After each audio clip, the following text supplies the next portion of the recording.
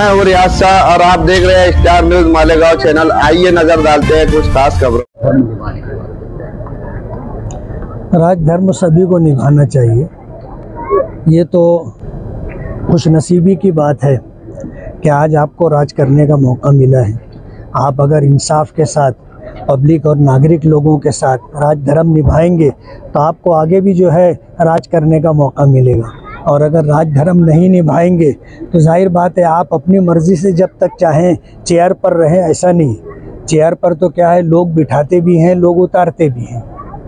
पूरा जो भाषण था आपका एसआईटी के ऊपर, एसआईटी का तो हमने इस्तेकबाल किया है और हमारा ऐसा मानना है कि अगर उनको लगता है कि मालेगांव में कोई बांग्लादेशी है और मालेगांव में रोहिंग्याई है तो हम उनके सपोर्ट में हैं, आप उनको तलाश करो।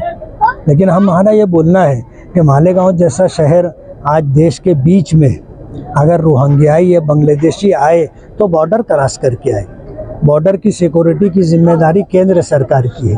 वहाँ से वो बांग्लादेश आए, बांग्लादेश से बंगाल आए होंगे, बंगाल से बिहार आए होंगे, बिहार से यूपी आए होंगे, यूपी से एमपी आए होंगे, उसके बाद महाराष्ट्र में आएंगे। तो ये इतना लंबा रास्ता उन्होंने कैसे तय कर लिया? आप सो रहे थे क्या? मुफ्ती साहब, आपने एजुकेशन के बारे में जो कहा कि जो भ्रष्टाचार है उससे इंक्वायरी होना चाहिए, तो उसके बारे में क्या कहेंगे? तालीम को आज लोगों ने कारोबार बना लिया है और एक चलता जुमला है तालीम माफिया। वजह उसकी यह है कि इन लोगों ने ऐसा तौर तरीका इख्तियार किया जिससे सरकार को भी चूना लगाया जा रहा है और इसी तरह जो है बच्चों के साथ भी खिलवाड़ किया जा रहा है, उनका मुस्तकबिल तबाह बर्बाद किया जा रहा है। इसलिए स्कूलों में सही मानों में तालीम देनी चाहिए, कानून की पासदारी करना चाहिए। और स्कूलों में जो टीचरों का इस्तेहसाल होता है कि नौकरी देने के नाम पे 10-10, 20-20 साल उनसे काम करवा लिया जाता है और जब वैकेंसी निकलती है तो अपने करीबी लोगों को और ट्रस्ट के लोगों को लगा लिया जाता। ये काम करने वाले बेचारे भुट्टे ही भूनते रह जाते हैं। आज के दिन आप क्या मैसेज देंगे पूरे? आज तो मैंने 2 पैगाम दिया है।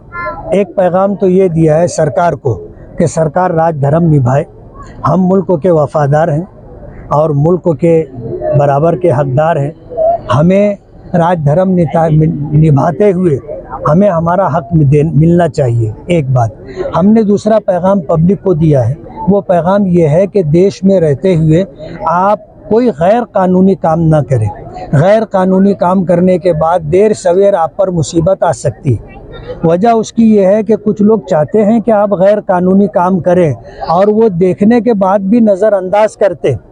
और जब आप गैर कानूनी काम कर लेते हैं तो आपके दिल में खौफ, आपके दिल में दहशत आ जाती है और कार्रवाई करने के लिए सामने वालों को आपने मौका दे दिया। आप गैर कानूनी काम कर चुके हैं तो जब पकड़ आएगी तो आपको कोई छोड़ा नहीं पाएगा। और एक पैगाम हमने पब्लिक को ये दिया है कि हर एक को अपने धर्म के मुताबिक ज़िंदगी गुजारना चाहिए। दूसरे के धर्म में इंटरफेयर करना और दूसरों को परेशान करना ये गलत है। आप जिस धर्म को मानते हैं, लकुम दीनुकुम वलिय दीन, हम जिस धर्म को मानते हैं हमारे लिए वो धर्म है। ना हम आपके धर्म में इंटरफेयर करें, ना आप हमारे धर्म में इंटरफेयर करें। मुल्क के संविधान ने 25 और 26 दफ़ा के अंदर हर हिंदुस्तानी को इस मुल्क में आज़ादी के साथ ज़िंदगी गुजारने का हक दिया है। वो अपने मज़हब पर अमल करे, अपने मज़हब की तालीम हासिल करे, अपने मज़हब का प्रचार करे। हर एक को इसका हक और अधिकार दिया है, इसलिए ये हक किसी भारतीय से छीनना नहीं चाहिए।